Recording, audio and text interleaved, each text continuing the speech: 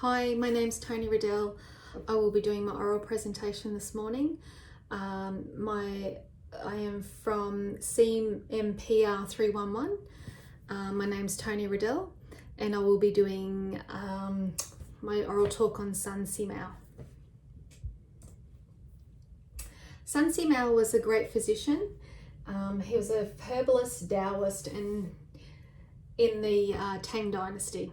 He was a man of great high standards and integrity who educated himself at a young age of 15 through medical classics and folk medicines, which would later earn him the title of the King of Medicine. Through his significant donations of himself through Chinese medicine and immense care to his patients, and the innate academic would live to 102. Sun Simiao was a great scholar of his time, mastering various classics that still stands towards advancements in Chinese medicine today. So, Sun Simiao was born in the 6th century, around 581 AD. His work was achieved during the Tang dynasty. He based his principles on Taoism and integrated them with Buddhism and Confucianism. He had many ethics that he had lived by through general thought, which can be reflected by philosophy of health, which he stated, whenever a physician treats an illness, he must be quiet his spirit and settle his will. He must be free of wants and desires, and he must first develop a heart full of great compassion and empathy.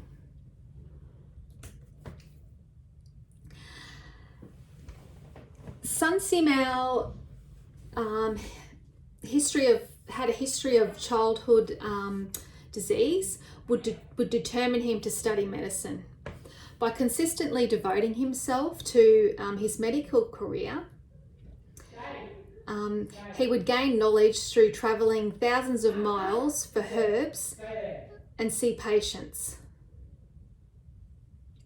Over time, he was highly regarded from emperors to common people. Sun was extremely knowledgeable on herbal cultivation, which was like planting, collection and storage and processing of the herbs. He successfully refined the components of the Taiyi pellets for the treatment of malaria. This was later adopted by a British doctor in the late 18th century, 1,000 years after Sun had practiced. Sun Simiao recorded his knowledge and experience for herbal formulas and medicines through his book, The Prescriptions for Emergencies Worth 1,000 Gold. This book was the embodiment of his work that he had compiled for life-saving remedies for internal and external medicines, such as gynecology, pediatrics, diet therapy, acupuncture, and the prevention of disease, which was accomplished in 652 AD. This book contains 30 years of experience with focus on folk remedies. Significant testimonials referring the magical and mystical practices with the use of exorcism. The mention of the 32 drugs were implied for the use against demons, and also the use of 13 acupuncture points, known as the demon releasing points. His writings would be honoured and treasured of medical literature succeeding generations.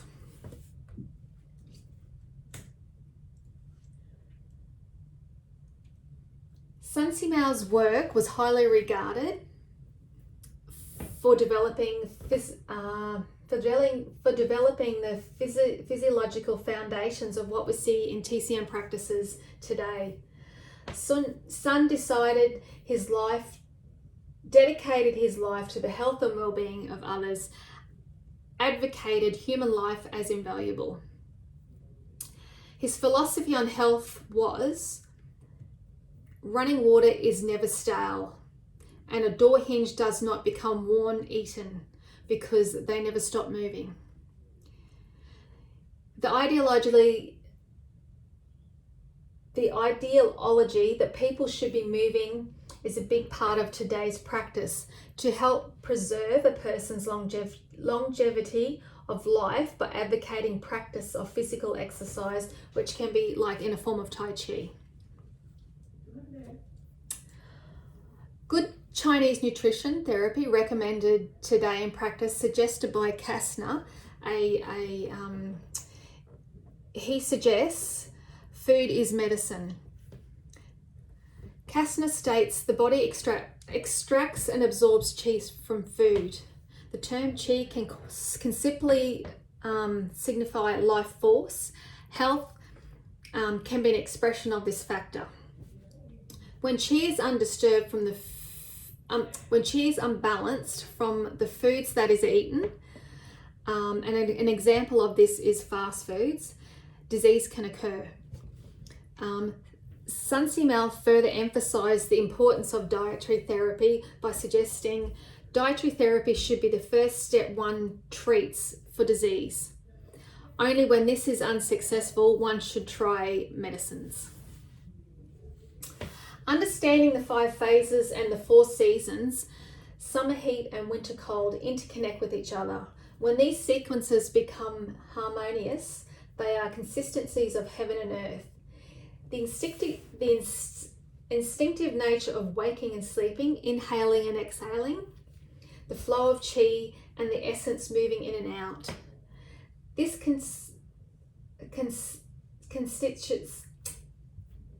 constitutes the construction of yin and yang, influencing the body. This is when heaven and humanity are uniform.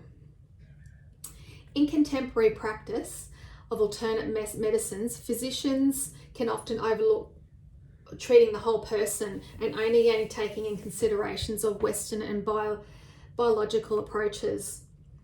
Simiao, in his knowledge, followed the yin and yang path, devoting his existence to the Taoist ways. In the first volume of his invaluable prescriptions of emergency, Simiao stated, if someone is suffering from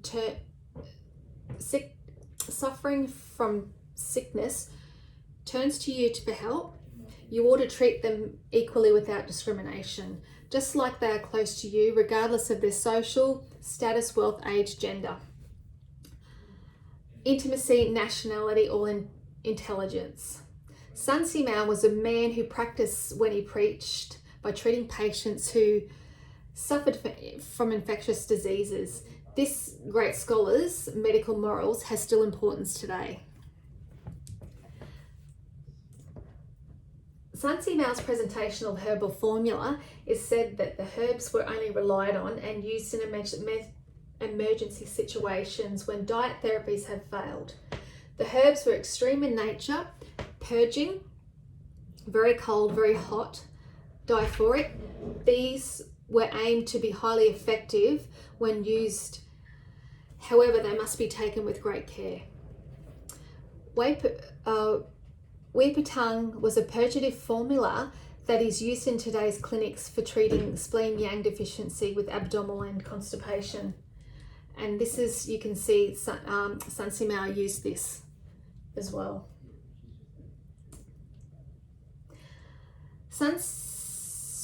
Simiao's 13 demon gates, which were acupuncture points, were looked at as obscurity over the course of the Chinese medicine history. Traditionally, they were used to address disturbances that were invaded by a demonic possession. These points have been reconstructed and translated today as 13 ghost points from ancient textbooks that have practical use in a clinic, such as when you look at excess phlegm misting the mind, the Shen can be disturbed, causing mental illness. Phlegm can be the result of mental and long-term standing emotional disorder from trauma and drugs, weak essence diet, and external pathogens. The advantages of these points is that they create a sense of peace and help to ground a person.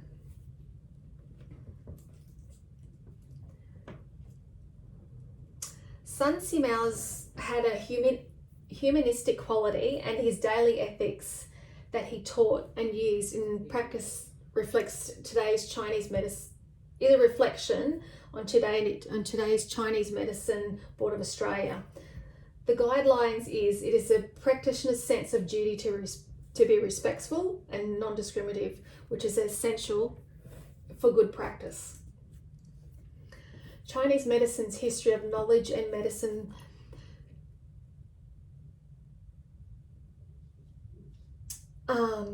Chinese medicine's history of knowledge and medicine ethics has played a very important role with the development of alternate medicine with the Chinese medicine community. The scholar from the Tang Dynasty, Sun Simiao, the alchemist and the physician, attributed his work that can be observed in modern clinical practice today.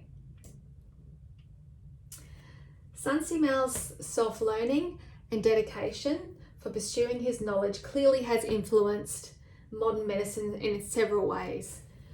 Physiological texts such as suggest that Sun Simiao put forward a collaboration of modalities based on his literature, honouring his ideals through education on integrity, high standards, reading classics, the health and the well-beings of others, regardless of their circumstances, for the benefit of an up-and-coming modern-day practitioner. Thank you for listening.